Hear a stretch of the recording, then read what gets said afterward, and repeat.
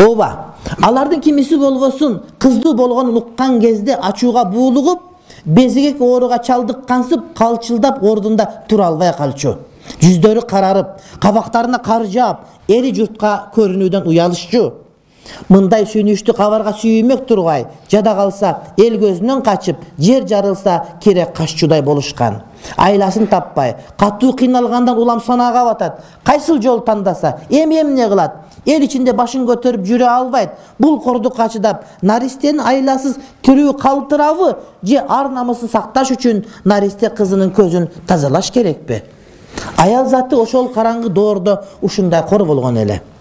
Кыздуу болуудан намыстануу бир гана караңгы доордогу арабтарга таандуу көрүнүш эмес, Рим жана Сасани империяларында да ушул жагдай өкүм сүрүп турган. Бул азыркы Кытайда дагы деле бар. Боюн карап көрөт, доктурга барып, эгер боюндагы кыз болсо дароо сойдуруп алдырып коет. Билесиңерби ушуну?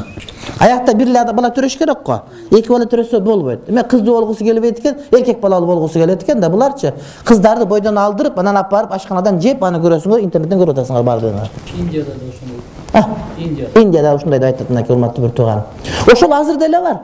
Кийгендери галстук, алтын сөйкө, телевизор, айфон көтөрүп жүрүшөт, бирок ошондой доорду ушундай азыр деле кылып атат, урматтуу бир тууганым. Демек ошолорго ушул нерсе керек экен.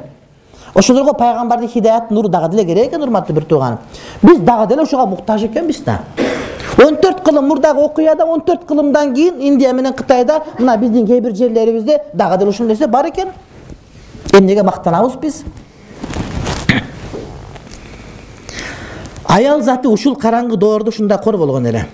Исламдагы аял затын бартап бааланганы жана мындай зор өзгөрүүнү жүзөгө ашырышы жалпы эле аялдар үчүн тарыхтагы теңдешсиз окуя болду.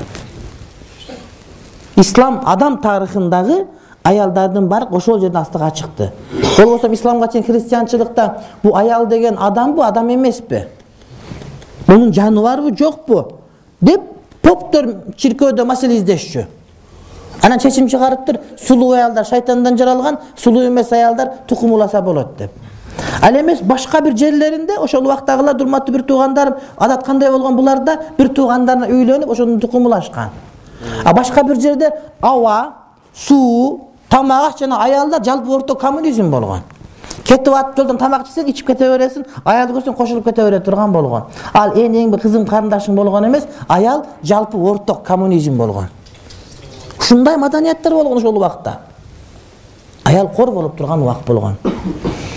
Исламдагы аял заттын бартап бааланганы жана мындай зор өзгөрүүнү жүзөгө ашырышы жалпы эле аялдар үчүн тарыхтагы теңдешсиз окуя болду.